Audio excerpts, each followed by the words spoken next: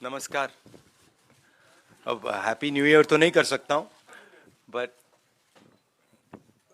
Advance में आपको happy new year. मैं सोच रहा था प्रेस कॉन्फ्रेंस के बारे में, मैंने सोचा कि हैप्पी न्यू ईयर का मैं भी आज आपसे एक सवाल पूछूंगा। वो बाद में, मतलब जब आपने सब पूछ लिए तो मैं पूछूंगा। मैंने सोचा है आप सबके लिए, भारत जोड़ो यात्रा अब दिल्ली तक पहुंची है और हम सबको बहुत कुछ सीखने को मिला, समझने को मिला। बहुत अच्छा एक्सपीरियंस रहा है। लक्ष्य आप जानते हैं, हिंदुस्तान में जो डर, नफरत, हिंसा फैलाई जा रही है, उसके खिलाफ ये यात्रा है। और मुझे लगता है कि काफी सक्सेसफुल यात्रा रही है अभी तक, जो शायद हमने सोचा भी नहीं था, उससे भी ज्यादा इस यात्रा ने अचीव कर दिया है।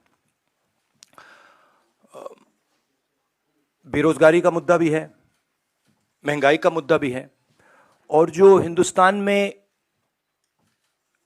इनकम इनइक्वालिटी आ रही है, चुने हुए लोगों के पास अरबों रुपए और बाकी हिंदुस्तान के पास कुछ नहीं, ये भी हमारा एक मुद्दा है। पर्सनली जब मैंने यात्रा शुरू की, मेरी सोच थी कि ये कन्याकुमारी से कश्मीर तक एक यात्रा है, और मैंने अपने साथ में कुछ ले नहीं गया। मैंने कहा देखो, मैं जाऊंगा और मैं एक्सपीरियंस करूंगा, मैं कोई मतलब प्री कंसीव्ड नोशन नहीं ले जाऊंगा। तो शुरुआत ये थी कि शुरुआत में लगा कि भाई देखो हम पैदल चल रहे हैं, मगर फिर आस्ते आस्ते पता लगने लगा कि एक्चुअली ये जो यात्रा है, जिसको मैंने नदी भी कहा है, ये एक जीवित चीज है। इसकी एक आवाज है, इसकी भावनाएं हैं, फीलिंग्स हैं, और ये एक प्रकार से हिंदुस्तान की भावनाएं हैं, फीलिंग्स हैं। तो ये यात्रा हमें ये चीजें बता रही है। तो मुझे एज ए इंडिविजुअल काफी सीखने को मिला, और मैं सबको धन्यवाद करना चाहता हूं जो भी हमारे साथ आए। आप लोग में से बहुत लोग आए, और खासतौर से जो हमारे ऊपर आक्रमण करते हैं, मेरे जो आरएसएस के, बीजेपी के मित्र हैं, उनको भी मैं धन्यवाद करना चाहता हूं, क्योंकि एक्चुअली हो क्या रहा है, जितना वो आक्रमण करते हैं उतनी हमको अपनी पोजीशन इंप्रूव करने का मौका मिलता है। तो मैं चाहता हूं, और मैं सीरियसली बोल रहा हूं, मैं चाहता हूं कि वो थोड़ा और जोरों से करें और अग्रेसिवली करें, तो कांग्रेस पार्टी को और हमें, मतलब अपनी जो आइडियोलॉजी है वो अच्छी तरह समझ आए। एक प्रकार से मैं उनको अपना गुरु मानता हूं कि वो मुझे रास्ता दिखा रहे हैं कि क्या नहीं करना चाहिए, रिएक्ट कैसे करना चाहिए, और अच्छी ट्रेनिंग दे रहे हैं मुझे। तो उनका भी मैं धन्यवाद करना चाहता हूं। Thank you. Thank you. से संजय मिश्रा। राहुल जी, आपने ये यात्रा अभी तक जो अचीव की बहुत सफल रही। विपक्षी एकता जो इस तरह दिखाई दे रही है, उस लिहाज से यात्रा को बहुत सफल शायद नहीं माना जाएगा, क्योंकि कई लोग आने से हिचक रहे हैं। आप इस बारे में क्या? नहीं, देखिए, जैसे मैंने कहा, मेरे लिए, जैसे कल मैं किसी से बात कर रहा था, उन्होंने मुझसे पूछा कि देखो यात्रा के बाद क्या होगा, हमें प्लानिंग करनी है कि यात्रा के बाद क्या करेंगे। काफी लोगों ने कहा है ईस्ट वेस्ट यात्रा, कोई और कुछ और कह रहे हैं, और मैंने उनको जवाब दिया, देखिए ये जो हमारी यात्रा है, ये हमें कुछ बताने की कोशिश कर रही है, ये हमें कुछ बोल रही है, और अगर हम उसको सुने बिना कुछ और काम करना शुरू कर दें कि भैया देखो यात्रा के बाद क्या होगा, तो एक प्रकार से ये जो हिंदुस्तान की आवाज है उसका अपमान है। तो मैं वो नहीं करना चाहता हूं। रही बात विपक्ष की, मैं जानता हूं कि विपक्ष के नेता सारे के सारे हमारे साथ खड़े हैं, और वो मतलब वो क्लियरली हमें मालूम है। बट आज के हिंदुस्तान में कंपल्शंस भी होते हैं, पॉलिटिकल कंपल्शंस होते हैं, दूसरे कंपल्शंस होते हैं। तो मैं उस पर कमेंट नहीं करना चाहता हूं कि क्यों आ रहे हैं, क्यों नहीं आ रहा है, कौन आ रहा है, कौन नहीं आ रहा। बस मैं ये कहना चाहता हूं कि भारत जोड़ो यात्रा के दरवाजे, जो भी भारत को जोड़ना चाहता है उसके लिए खुले हैं, किसी को हम रोकने वाले नहीं हैं। दूसरी बात, विचारधारा में सिमिलैरिटीज होती हैं। देखिए, नफरत और हिंसा और मोहब्बत में सिमिलैरिटी नहीं होती है, डायमेट्रिकली ऑपोजिट चीजें हैं। मगर बहुत सारे लोग हैं, और उसमें से अखिलेश जी हैं, मायावती जी हैं, बहुत सारे लोग हैं जो मोहब्बत का हिंदुस्तान चाहते हैं, मैं जानता हूं, नफरत का हिंदुस्तान नहीं चाहते हैं। तो रिश्ता तो है उनके साथ, आइडियोलॉजिकल रिश्ता, और भारत जोड़ने का और नफरत को मिटाने का रिश्ता है। आज तक से सुप्रिया।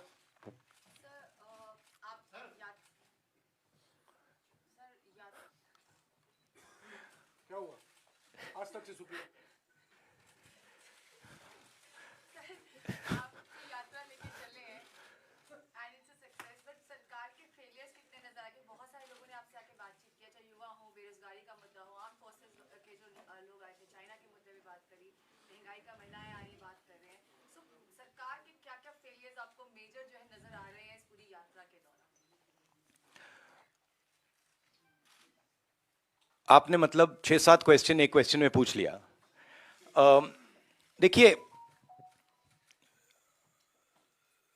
सबसे पहले मेरा लक्ष्य हिंदुस्तान को एक ऑल्टरनेटिव विजन देने का है, ऑल्टरनेटिव दृष्टिकोण देने का है, एक नया तरीका देने का है। सरकार की कमियां हैं, उसमें मैं आपको बता सकता हूं, बेरोजगारी, इकोनॉमिक मिसमैनेजमेंट, नोटबंदी, गलत जीएसटी, चाइना, ये कमियां हैं, गलतियां की हैं। मगर मेरी अप्रोच यात्रा के साथ यह है कि हम हिंदुस्तान को एक सोचने का, जीने का नया तरीका देने की कोशिश कर रहे हैं। तो अगर आप डिटेल्स चाहते हैं तो आप मुझसे पूछिए, चाइना के बारे में पूछिए, शायद आप वो ना पूछें, पता नहीं, बाकी चीजों के बारे में पूछ सकते हैं, बट ब्रॉडली ये है। पीटीआई भाषा से अनवरुल हक।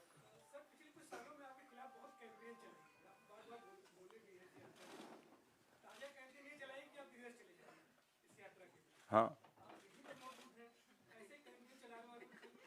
पता नहीं ये मतलब ये कहाँ है, ये मतलब दिल्ली में तो है ना हम, ये कहीं और बैठे हैं? ये भैया एआईसीसी ऑफिस है ना, है एआई अभी है ना? अच्छा, हाँ, तो मुझे पता नहीं, मतलब मुझे तो लग रहा है भैया, पता नहीं मेरी दूसरी रियलिटी हो, आपकी दूसरी रियलिटी हो, मगर मुझे तो ये न्यू दिल्ली दिख रहा है। और कुछ एक, हाँ, नहीं, वो तो बहुत कैंपेन चलाते हैं, उनके पास पैसे की कोई कमी नहीं है, कैंपेन ही कैंपेन चलाते रहते हैं। मगर जो मैंने कहा, और बड़ी इंटरेस्टिंग बात है, और मैं इसको 99% बिलीव करता था, 100% बिलीव नहीं करता था, मगर अब मैं 100% बिलीव करता हूं कि सच्चाई को कोई भी कैंपेन, कितना भी पैसा नहीं छिपा सकता, नहीं मिटा सकता। तो ये मेरे लिए बहुत मतलब इंटरेस्टिंग ऑब्जर्वेशन है। टीवी 18 से रवि सिसोदिया। और जैसे मैंने कहा, अभी कितने लगाए होंगे, 5-6 हजार करोड़ लगा दिए होंगे, थोड़े और लगाइए, कमी नहीं है पैसे की, डालिए और थोड़ा डालिए, लगाइए, कुछ असर नहीं पड़ता है। हाँ जी, टीवी 18 से रवि सिसोदिया।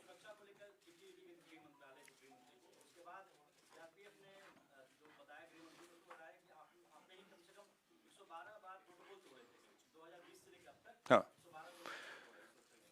देखिए, दो चीजें हैं इसमें। मैं भारत जोड़ो यात्रा कर रहा हूं, ठीक है? अब सरकार चाहती है कि मैं बीपी गाड़ी में भारत जोड़ो यात्रा करूं। कहते हैं आपका प्रोटोकॉल है कि आप हमें तंग मत करो, आप बुलेट प्रूफ गाड़ी में बैठ के कन्याकुमारी से कश्मीर तक चलो। अब ये मेरे लिए तो एक्सेप्टेबल नहीं है। अब यात्रा में आप मुझे समझाइए, भारत जोड़ो यात्रा में मैं बीपी गाड़ी में कैसे बैठूं? अच्छा, जब उनके नेता, उनके सीनियर नेता बीपी गाड़ी से बाहर आ जाते हैं तो फिर कोई चिट्ठी नहीं जाती। उनके नेताओं ने रोड शो किए हैं, खुली जीप में गए हैं, उनके ही प्रोटोकॉल के खिलाफ है ये। वो मुझे लिख रहे हैं कि भैया आप बीपी गाड़ी से निकल गए। तो उनके लिए प्रोटोकॉल अलग, मेरे लिए प्रोटोकॉल अलग। और सारे सीआरपीएफ के लोग जानते हैं, सीनियर्स जानते हैं कि मेरी सिक्योरिटी के लिए क्या करना है। और हमारी सिक्योरिटी बीपी गाड़ी में, मतलब मैं कैसे चलूं आप बता दो मुझे। चला ही नहीं जा सकता है, भारत जोड़ो यात्रा में पैदल जाना है। तो ये तो मतलब पता नहीं है, शायद केस बना रहे हैं कि राहुल गांधी मतलब अपनी सिक्योरिटी तोड़ता रहता है, केस बना रहे हैं। ठीक है, बनाइए। दैनिक भास्कर से अनिरुद्ध।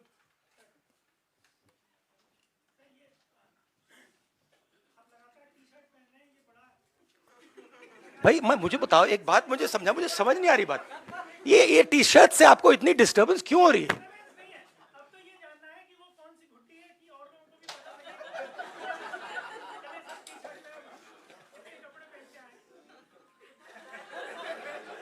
मतलब एक भी यहां टी शर्ट में नहीं बैठा है?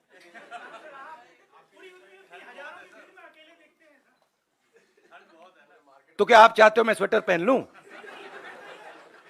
मतलब इससे इतनी डिस्टर्बेंस क्यों नहीं है लोगों को? अच्छा, तो मैं ऐसे करूंगा, यात्रा के बाद मैं वीडियो बनाऊंगा कि टी शर्ट में कैसे चला जाता है और ठंड को कैसे कन्फ्रंट किया जाता है। बना दूंगा आपके लिए। शुक्रिया राहुल जी। रवि त्रिपाठी। हाँ, but what is your question?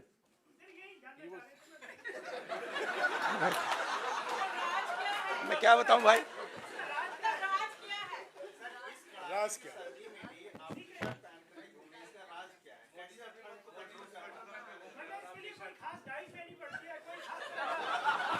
गुरुजी, ये आपने स्वेटर क्यों पहन रखा है? नहीं, इसका कारण ये नहीं है। इसका कारण ये है कि आप सर्दी से डरते हो। इसका कारण नहीं है कि सर्दी है, आप सर्दी से डरते हो। मैं सर्दी से डरता नहीं हूं, सीधी सी बात है। No supplementary please. हो गया। नहीं, कहने दीजिए। New year day. अब देखिए ना, अब देखिए मोदी जी के प्रेस कॉन्फ्रेंस तो होते नहीं, तो मैं उनके भी 2-3 क्वेश्चन सप्लीमेंट्रीज आपको दे देता हूं।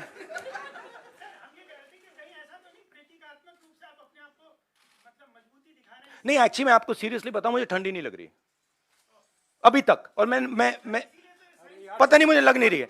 मगर मैं सोच रहा हूं कि जैसे ही मुझे ठंड लगनी शुरू हो जाएगी, मैं मतलब स्वेटर पहनना शुरू कर दूंगा। बट अभी तक मुझे ठंड नहीं लग रही है।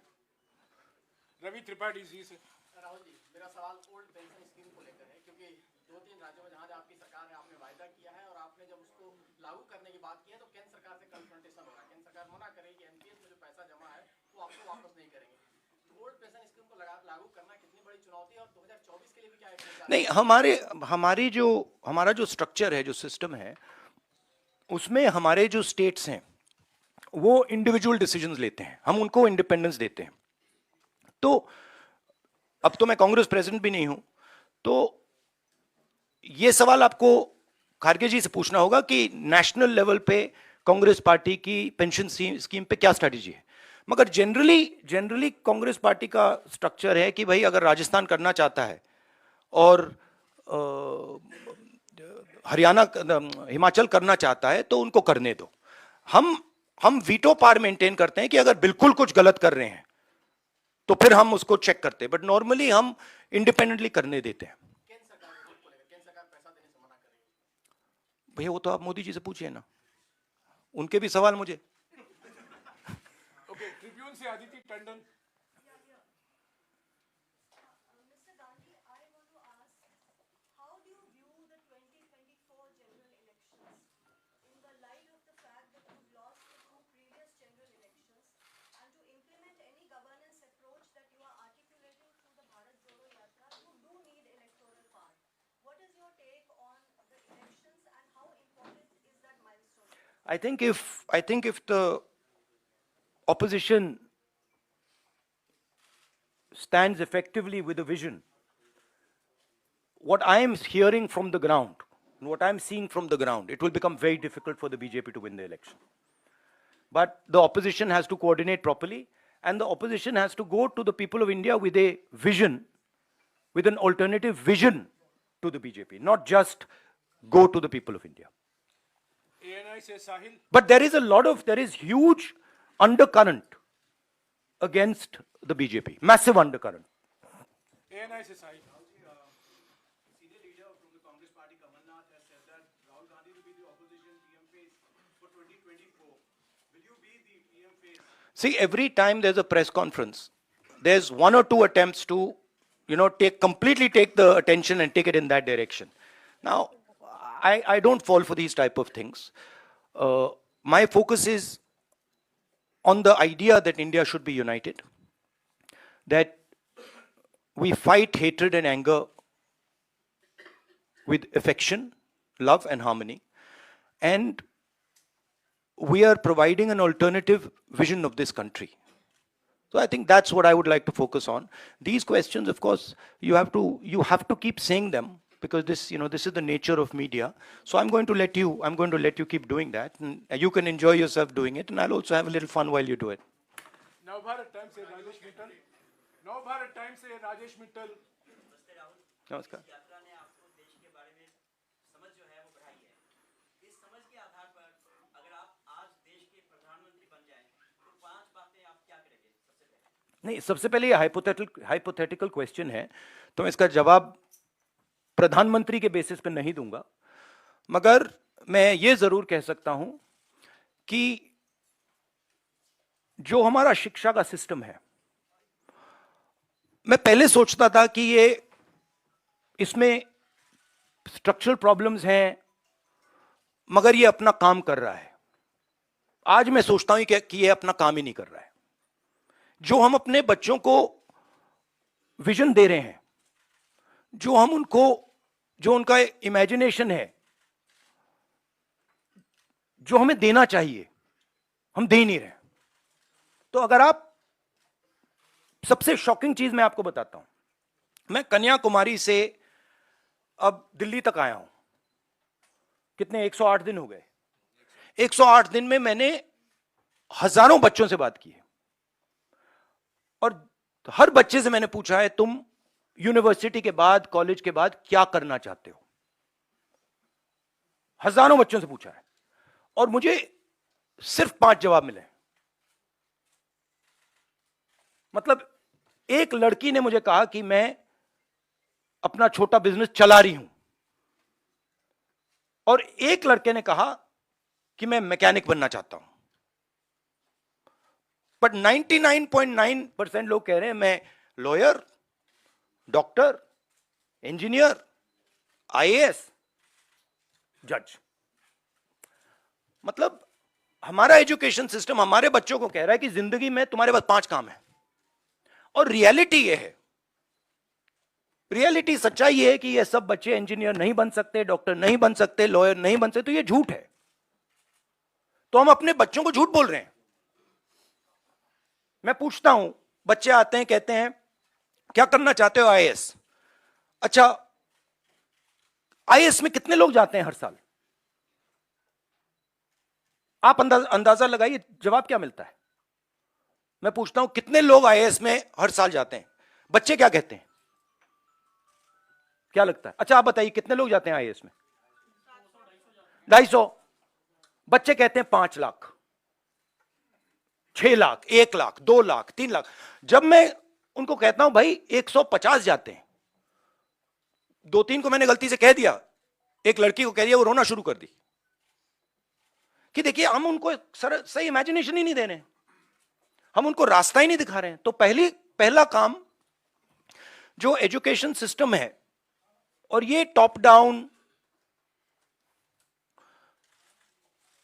ये इमेजिनेशन को मारने का एजुकेशन सिस्टम है. ये एजुकेशन को खोलता नहीं है.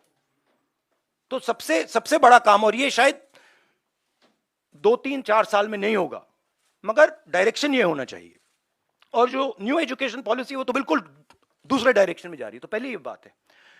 दूसरी बात, ये खुले तरीके से बोल दूं तो ये रेंट सीकिंग नेशन है, इसे प्रोडक्शन नेशन बनना चाहिए। फर्क है। ये जो देश है, जो प्रोड्यूसर है, जो प्रोडक्शन करता है, जो जिसके पास स्किल है, चाहे वो किसान हो, चाहे वो मैकेनिक हो, चाहे वो बढ़ई हो, मोची हो, नाई हो, जो भी हो, जिसके पास स्किल है, सबसे पहले उसकी मदद नहीं करते हैं। तो दूसरी बात, उसकी स्किल को डिस्ट्रॉय करने की कोशिश करते हैं, और उसको मतलब जो उसकी स्ट्रेंथ है उसको मार मार के उससे निकाल देते हैं। और बिना स्किल के रिस्पेक्ट किए यह देश कभी अपने युवाओं को रोजगार नहीं दे सकता है। सिंपल बात है। तो दूसरी चीज यह है। तीसरी चीज है कि, और ये मैं थोड़ा जो बॉर्डर पे हो रहा है उसके बारे में कहना चाहता हूं। जो देश में हिंसा है, नफरत है, केओस सा है, इसका असर, इसका इफेक्ट दूसरे देश देखते हैं और उसका फायदा उठाते हैं। हमारी जो कंफ्यूज्ड फॉरेन पॉलिसी है, जो एक प्रकार से event based non strategic foreign policy है, उससे हिंदुस्तान को जबरदस्त नुकसान हो रहा है और बहुत भारी चोट लगेगी। और मैं इसको दोहराता जाता हूं मगर कोई सुनता नहीं है। जैसे मैं कोविड के समय दोहरा रहा था कि भाई प्रॉब्लम आ रही है, कोई सुनता नहीं है। तो ये भी बहुत जरूरी चीज है। बट मेन ये कुछ नहीं हो सकता अगर एक हिंदुस्तानी दूसरे हिंदुस्तानी से नफरत करता है, एक आदमी दूसरे को मारने की कोशिश कर रहा है, ये कुछ नहीं हो सकता। तो फाउंडेशन मोहब्बत, एकता, इज्जत, रिस्पेक्ट है। न्यूज 18 से अरुण कुमार सिंह।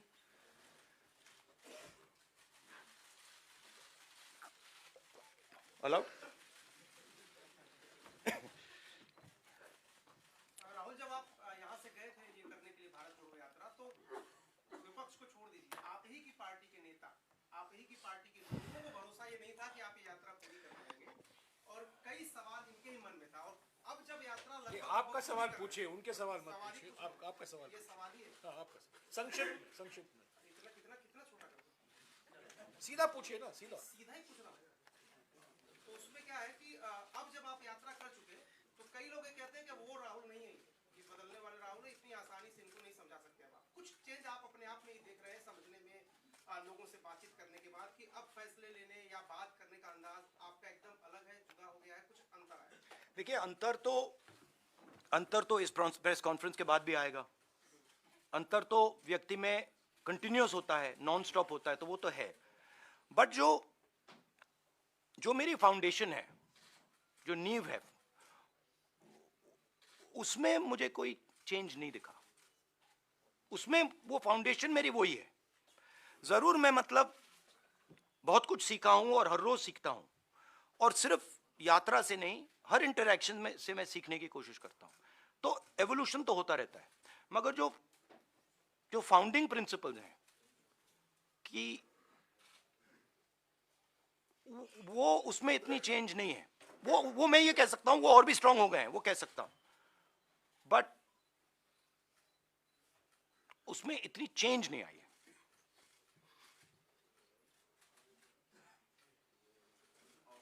टेलीग्राफ से Sanjay Jha. It's quite hot in here. या इट इज। आपको गर्मी लग रही है? बहुत प्रॉब्लम हो रही है। भैया कुछ करो प्लीज। एसी चलवाओ प्लीज। संजय, आप स्वेटर लिए कैसे बैठे हो इस कमरे में? हाँ, आपकी चमड़ी बहुत मोटी है। प्रधानमंत्री ये कहते हैं कि अमृतकाल चल रहा है, भारत जोड़ो यात्रा का डिस्कोर्स कुछ और ही है, तो ये डायकोटोमी आप किस तरह से देखते हैं? उनकी व्यू अलग है, हमारी व्यू अलग है, तो उनका ओपिनियन हमारे से अलग रहता है, हमारा अलग रहता है, तो डाइकोटोमी तो कुछ है नहीं, अलग ओपिनियंस है। नहीं, अलग व्यू पॉइंट्स हैं। उनका उनका व्यू पॉइंट दूसरा है, हमारा व्यू पॉइंट दूसरा है, विचारधारा दूसरी है, विचारधारा की लड़ाई है। उनको अपनी व्यू पॉइंट रखनी चाहिए। जैसे मैंने कहा, अगर वो अपनी व्यू पॉइंट बदल जाएं, बदल दें, तो हमारे लिए प्रॉब्लम हो जाएगी, क्योंकि हम अपने व्यू पॉइंट को अच्छी तरह नहीं समझ पाएंगे। तो वो जो उनको जो लगता है वो करना चाहिए, वो करना चाहिए, और हमें जो करना है हम करेंगे। डाइकोटोमी कोई नहीं, ये बहुत पुरानी लड़ाई है। ये भी बात मुझे समझ आई है। ये एक्चुअली अगर आप मुझे पूछो क्या चेंज आया, मैं आपको बताता हूं कि ये मुझे समझ आ गया कि ये बहुत पुरानी लड़ाई है और ये राजनीतिक लड़ाई नहीं है। ये मुझे समझ आ गया। जैनेंद्र एबीपी से। राहुल जी, मैं फिर से आपको 2024 के सवाल पर ले जाना चाहता हूँ। आपने कहा कि अखिलेश जी को, मायावती जी को भी मोहब्बत का हिंदुस्तान चाहिए, लेकिन अभी अखिलेश जी ने कहा था कि कांग्रेस और बीजेपी एक जैसे हैं। सवाल मैं ये पूरा करना चाहता हूँ कि एक तो इस पर आपकी क्या प्रतिक्रिया है, और दूसरी बात ये कि आपने कहा कि बीजेपी के खिलाफ एक सवाल प्लीज। नहीं, एक सवाल प्लीज। आपने पूछ लिया ना सवाल का जवाब दीजिए। एक सवाल प्लीज। नहीं, ये तो पूरे देश को ऑब्वियस है कि बीजेपी और कांग्रेस एक हो ही नहीं सकते, क्योंकि अगर बीजेपी और कांग्रेस एक होते तो नरेंद्र मोदी कांग्रेस मुक्त भारत की तो बात कभी नहीं कर सकते। मतलब हो ही नहीं सकता कि अगर बीजेपी के नेता कह रहे हैं कांग्रेस मुक्त करो, इसका मतलब वो कह रहे हैं कि बीजेपी को भी मुक्त कर, बीजेपी इसको भी मिटा दो। वो तो नहीं कह रहे हैं। तो ये तो पूरा देश जानता है कि कांग्रेस और बीजेपी आइडियोलॉजिकली बिल्कुल अपोज्ड हैं, और ये पुरानी लड़ाई है, पुरानी विचारधारा की लड़ाई है। बट अखिलेश जी की भी जगह है, और उनको ये ऑप्शन, मतलब बोलने का ऑप्शन मिलना चाहिए, और उनका पर्सपेक्टिव है वो उनके लिए ठीक है। हमारा पर्सपेक्टिव है कि हमारी लड़ाई बीजेपी के साथ है, विचारधारा की लड़ाई है, पुरानी लड़ाई है, और इसको हम जीतेंगे। No supplementary please. नहीं, एक बात मैं कहना चाहता हूं। देखिए, एक बात जरूरी है कि ये आइडिया अब ये टैक्टिकल पॉलिटिकल फाइट नहीं रही। मतलब कि उसमें एक ग्रुप वहां आ जाए और एक ग्रुप मिलके बीजेपी को हरा दे। अब वो गाड़ी गई। क्यों? क्योंकि हिंदुस्तान का जो पूरा इंफ्रास्ट्रक्चर है, इंस्टीट्यूशनल फ्रेमवर्क जो है, अब वो एक विचारधारा के हाथ में है। ठीक है? और अब वो हिंदुस्तान की पॉलिटिकल स्पेस को पूरी तरह से डोमिनेट कर रहे हैं। अब उनको हराने के लिए एक विचारधारा की जरूरत होगी। और मैं ऑपोजिशन की बहुत रिस्पेक्ट करता हूं, और ऑपोजिशन के लोग मुझे बहुत अच्छे लगते हैं, और मगर मैं ये कहना चाहता हूं कि अगर आप समाजवादी पार्टी को देखें तो उनके पास एक नेशनल विचारधारा नहीं है। वो यूपी में जरूर उनकी पोजीशनिंग है और उसको उन्हें डिफेंड करना है, शायद उसलिए ना आए, बट नेशनल विचारधारा नहीं है। समाजवादी पार्टी का आइडिया केरला में नहीं चलेगा, कर्नाटक में नहीं चलेगा, बिहार में नहीं चलेगा। ठीक है? तो एक सेंट्रल आइडियोलॉजिकल फ्रेमवर्क स्ट्रक्चर की जरूरत है, वो कांग्रेस पार्टी ही दे सकती है, और वो हमारा रोल है। मगर हमारा रोल ये भी है कि जो ऑपोजिशन के लोग हैं वो कंफर्टेबल फील करें और उनकी रिस्पेक्ट हो, म्यूचुअल रिस्पेक्ट। मतलब वो भी हमारी करें, हम भी उनके करें।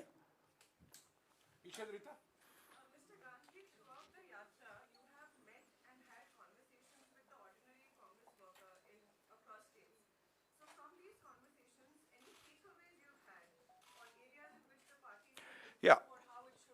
My main takeaway is that there is nothing known as an ordinary Congress worker. There really isn't.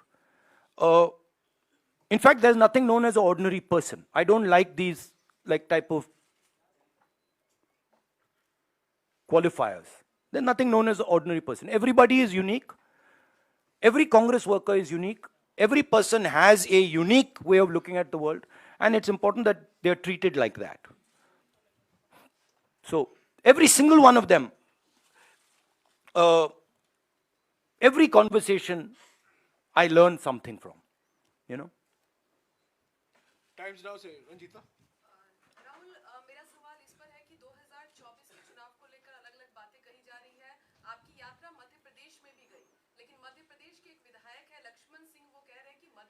में जो यात्रा गई उसका फायदा आने वाले मध्य प्रदेश चुनाव में हमें नहीं होगा, क्योंकि जो इंटरनल सर्वे आया है उसमें विपक्ष में ही मध्य प्रदेश में कांग्रेस दिख रही है। कांग्रेस, मैं आपको एक बात लिख के दे देता हूं अभी, कांग्रेस मध्य प्रदेश के चुनाव को स्वीप करेगी, बीजेपी वहां दिखाई नहीं देगी। मैं आपको गारंटी करके, आप लिख लो और उस समय मुझे बता देना। मतलब अगर आप मुझे, कोई क्वेश्चन नहीं है कि वहां पे बीजेपी मतलब दिखाई नहीं देगी, क्योंकि वहां पे तो मैंने सोचा था कि महाराष्ट्र में, मतलब मैंने जो वहां कहा कि महाराष्ट्र में बहुत अच्छा रिस्पांस मिला, मध्य प्रदेश में तो टोटल अंडरकरंट था, मतलब तूफान आया हुआ है वहां पे। मध्य प्रदेश में हर व्यक्ति जानता है कि बीजेपी ने सरकार को चोरी करके पैसा देके बनाया है, तो पूरा पूरा प्रदेश गुस्से में है। आप ऐसे करिए, लक्ष्मण सिंह जी से बैट कर लीजिए, शर्त लगा लीजिए, बड़ी शर्त लगाइए, फायदा हो जाएगा आपका।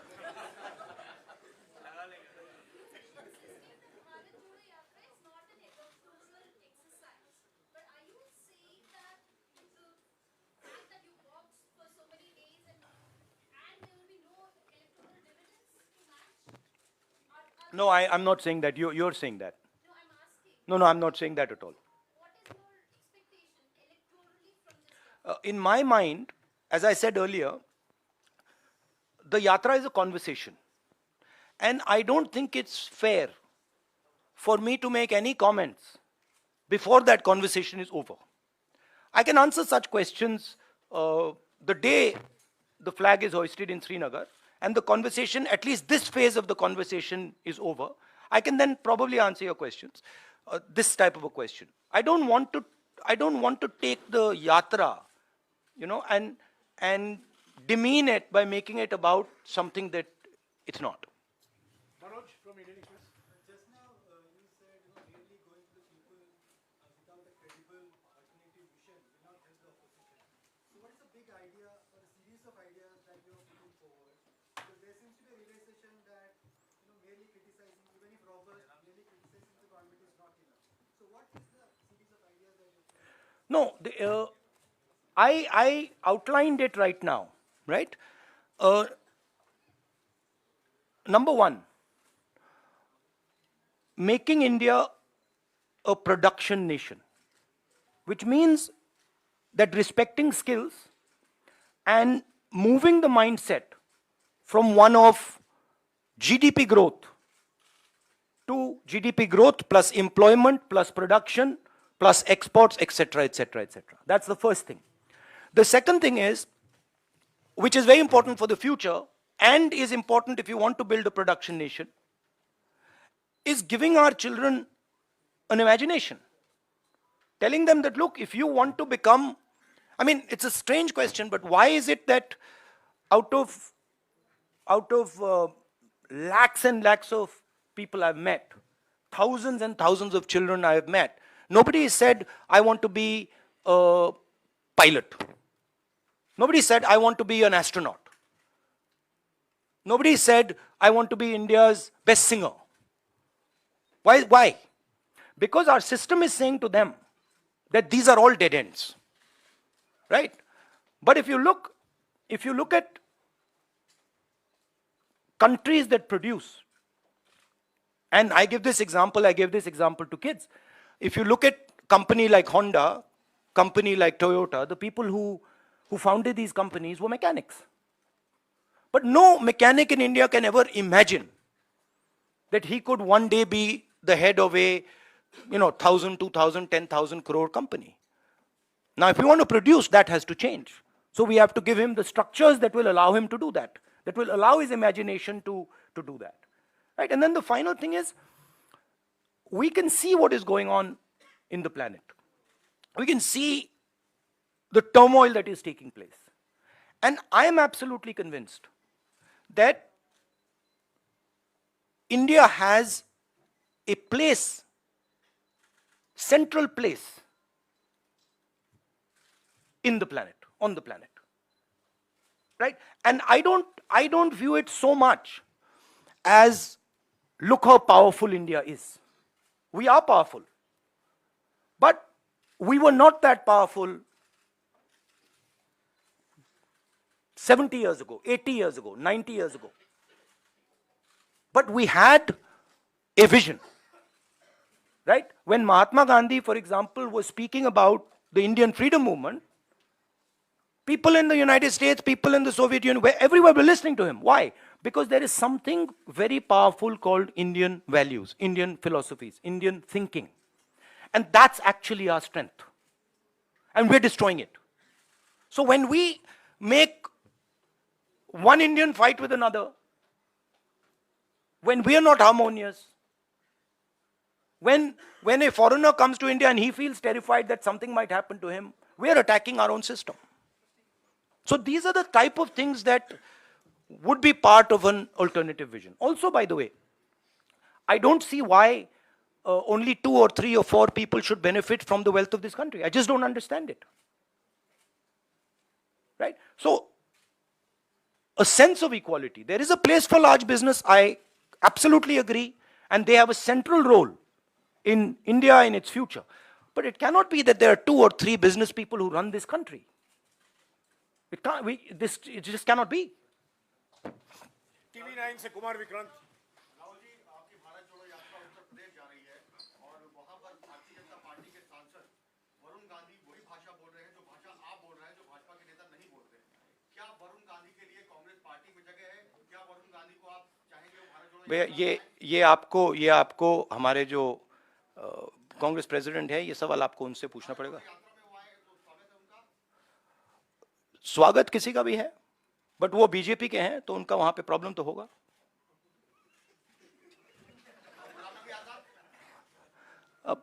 अब वो आप उनसे पूछिए, पहले पता नहीं, मुझे ही कंफ्यूजन हो गई है। पता नहीं अब क्या बोलूं। कांग्रेस के मतलब सीनियर नेता हैं, बट मुझे कंफ्यूज कर दिया कि मतलब कभी बाहर, कभी अंदर, कभी बाहर, कभी अंदर, कभी अंदर, कभी बाहर, पता नहीं मुझे।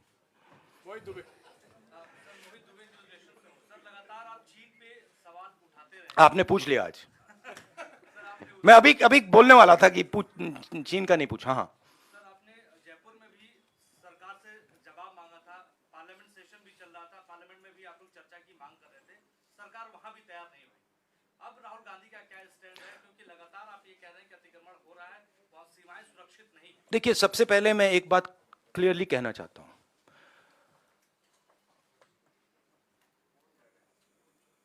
मैं शहीद परिवार का हूं।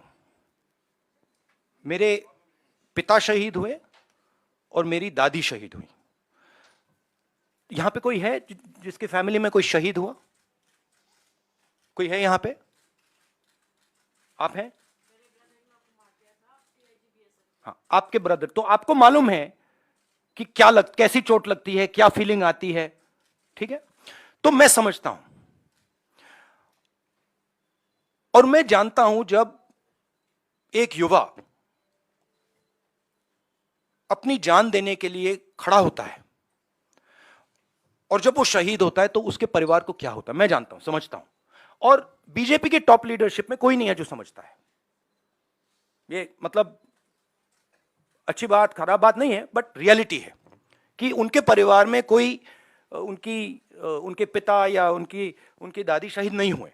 तो मैं बहुत क्लियरली समझता हूं और मैं ये भी चाहता हूं, मेरी जनरल अप्रोच ये है कि मैं चाहता हूं हमारा एक भी सिपाही किसी भी फोर्स का ना शहीद हो। ये मेरी स्टार्टिंग पोजीशन है कि मतलब मैं ये नहीं चाहता हूं कि हम इस चीज को कैजुअली लें कि हम सेना को राजनीतिक फायदे के लिए यूज कर रहे हैं और उसका नुकसान हमारे जवानों को, उनके परिवारों को हो। तो ये मेरे लिए बिल्कुल मतलब सैक्रोसेंट है, मैं ये नहीं करना चाहता हूं। ठीक है, मगर और जो मैं समझता हूं जो बॉर्डर पे हमारे जवान आज खड़े हैं, आप मेरी टी शर्ट की बात कर रहे हो, मगर मैं वो वहां आज खड़े हैं सियाचिन में, उधर हिमालय पे। मैं जानता हूं कि उनको क्या डिफिकल्टीज सामना करनी पड़ती है और मैं उनसे प्यार करता हूं, हर सोल्जर से, और मैं चाहता हूं कि उनको कुछ ना लगे, चोट ना लगे। जब नेशनल लेवल की लीडरशिप स्ट्रेटेजिकली काम नहीं करती है, इंटरनेशनल रिलेशंस में, जियोपॉलिटिक्स में एकदम रिस्पॉन्स आता है। और हमारी सरकार ने जो चाइना का मामला है उसको कंप्लीटली मिसहैंडल कर दिया है, ठीक है। और मैं आपको मेरी थिंकिंग है, देखिए हमारी फॉरेन पॉलिसी का क्या लक्ष्य था और कांग्रेस पार्टी ने सक्सेसफुली क्या किया था कि चाइना को और पाकिस्तान को एक कभी नहीं होने देना है। यह सेंट्रल हमारा कॉन्सेप्ट था, ठीक है। और यह काम हमने बहुत सक्सेसफुली किया, यूपीए 2 तक। आज पाकिस्तान और चाइना एक हो गए हैं, और यह कोई मामूली बात नहीं है, यह बहुत गहरी बात है, यह डेंजरस बात है, ठीक है। और ये क्यों हुए हैं? क्योंकि हमारी सरकार ने मिसहैंडल किया है, हमारी सरकार ने फॉरेन पॉलिसी को मिसहैंडल कर दिया है, और जो ब्रॉड स्ट्रक्चर है फॉरेन पॉलिसी का उसको वो समझे नहीं, ठीक है। अब मैं कह रहा हूं कि ये दो एक हो गए हैं, अब रिस्क है, और कहीं ना कहीं ये कुछ ना कुछ करेंगे। और पहला कदम इन्होंने डोकलाम में लिया और दूसरा कदम इन्होंने लद्दाख में लिया। मेरे लिए, मेरी व्यू पॉइंट से ये प्रिपरेशन है, अगर नहीं है तो बहुत अच्छा, मगर मुझे लग रहा है कि ये प्रिपरेशन कर रहे हैं। और मैं सरकार को कह रहा हूं कि it is not if, it is when. Meaning अब आपको पूरी प्रिपरेशन करनी है, और उस प्रिपरेशन में 2-3 चीजों की जरूरत है। सबसे पहले आपको सेना, वायुसेना, नेवी, जो भी हमारे स्ट्रक्चर्स हैं उनकी बात सुननी है। वो क्या कह रहे हैं उनकी बात सुननी है, उसकी रिस्पेक्ट करनी है। इसका मतलब जो आप पॉलिटिकल यूज कर रहे हो उसको आपको बंद करना पड़ेगा एकदम, ठीक है। दूसरी बात, जो हमें प्रिकॉशंस लेने हैं, और वो मिलिट्री प्रिकॉशंस हैं मगर नॉन मिलिट्री प्रिकॉशंस हैं, वो आप शुरू कर दीजिए। तीसरी बात, जो बॉर्डर पे हो रहा है उसको आप छुपाइए मत, क्योंकि चाइना को मैसेज जा रहा है। देखिए चाइना 2000 स्क्वायर किलोमीटर हमारी जमीन ले गया है। चाइना को मैसेज, प्रधानमंत्री जी ने कहा कि कोई अंदर नहीं आया, मैं आपके घर के अंदर आ गया, ठीक है। और फिर मैंने आपसे कहा भैया मैं नहीं, आपने मुझसे कहा कि नहीं, तो आप तो आए नहीं, तो मैं कौन सा मैसेज ले जाऊंगा? तो ये मैसेज उनको जा रहा है। तो हमें क्लियरली ये कहना है भैया आप अंदर आए हो, पब्लिकली कहना आप अंदर आओ, निकलो यहां से। तो ये सरकार इस पे कंफ्यूजन में है, और मैं चाहता हूं कि ये कंफ्यूजन हटे। अब मेरे बारे में क्या करते हैं, जब मैं सरकार की बात करता हूं एकदम कहते हैं मैं आर्मी की बात कर रहा हूं। नहीं, मैं आर्मी की बात नहीं कर रहा हूं, मैं सरकार की बात कर रहा हूं। सरकार में और आर्मी में फर्क है। सरकार ने गलत निर्णय लिए हैं तो सरकार को आर्मी के पीछे, नेवी के पीछे, एयरफोर्स के पीछे नहीं छुपना चाहिए, ये कायरता है। और सरकार को ओनअप करना चाहिए कि हमने ये किया, ये गलती हुई, अब इसको हम ठीक कर रहे हैं, और हम उनको मदद करेंगे। पूरा ऑपोजिशन, सिर्फ मैं नहीं, पूरा ऑपोजिशन सरकार को मदद करेगा। मगर बताइए तो क्या हुआ? शुक्रिया राहुल जी। आखिरी सवाल संजीव चोपड़ा। अरुणाचल में सेना पीटने वाले हो गया please.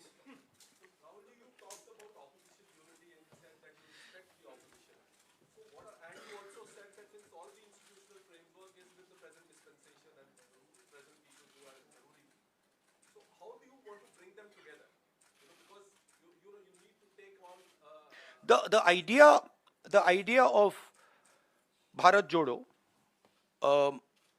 is a framework. It's a way of working. It's a way of thinking. So, of course, I'm not the Congress president, and a lot of that work now the Congress president will probably do. But it is about bringing people together and making them comfortable. Respect basically. शुक्रिया राहुल जी। भारत जोड़ो यात्रा फिर से No, but I need to ask them the question. Please I need to ask the New Year question myself now. because my one question I get, so why am I not allowed to use a teleprompter? मैंने क्या गलती की है? मतलब आप प्रधानमंत्री को teleprompter use करने देते हो, आप दूसरों को भी टेलीप्रॉम्प्टर यूज करने देते हो, तो मुझे क्यों नहीं? नहीं, मगर ऑप्शन तो देना चाहिए। और एक और सवाल है राहुल। नहीं, मेरा दूसरा है। नहीं, आप बार बार क्यों प्रेस कॉन्फ्रेंस? नहीं, मेरा दूसरा भी सवाल है और भी अच्छा सवाल है। ये सवाल मैं मतलब बहुत इंटरेस्टिंग सवाल है।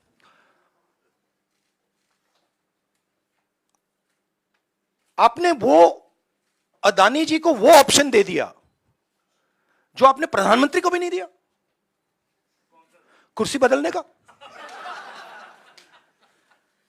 तो मतलब ये हो क्या रहा है? अदानी जी को टेलीप्रॉम्प्टर, कुर्सी बदलने का ऑप्शन, प्रधानमंत्री को टेलीप्रॉम्प्टर का ऑप्शन, और हमें कुछ नहीं। मतलब हमने क्या गलती कर दी? Thank you.